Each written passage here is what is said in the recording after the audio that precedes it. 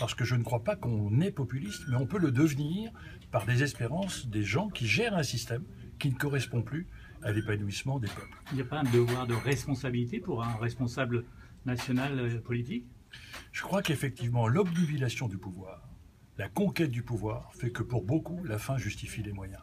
Et qu'on préfère gagner un électeur même si on perd un citoyen. Or, on ne construira pas de responsabilité collective sur des déresponsabilisations individuelles.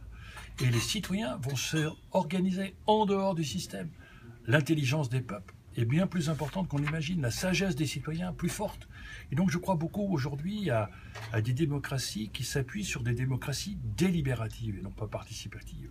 Quand on donne au peuple le moyen d'être intelligent, il est intelligent.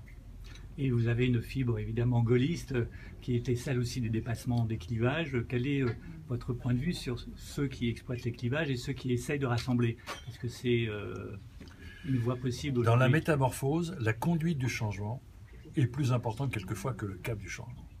Et l'on voit bien que notre pays, comme tout autre pays, dans ce changement qui s'annonce, a besoin d'être rassemblé et non pas divisé.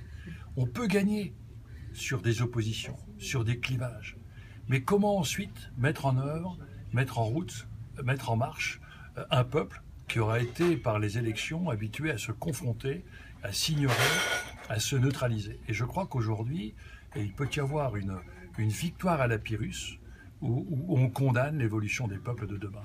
Et je suis très attentif à cette phrase de Winston Churchill: l'homme politique pense à la prochaine élection, ou l'homme d'État pense aux prochaines générations.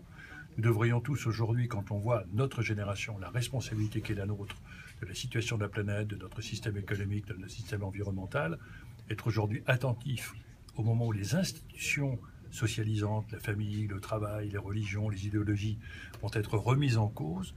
Comment faire en sorte de retrouver une socialisation collective, c'est en défendant les causes et non pas en se déchirant sur les intérêts. Ou en utilisant quelques émotions.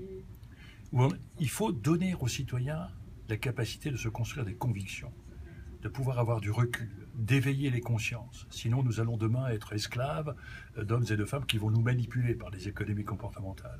Et donc aujourd'hui, la responsabilité d'un politique, c'est d'offrir à chacun la possibilité d'être co-constructeur d'un destin collectif.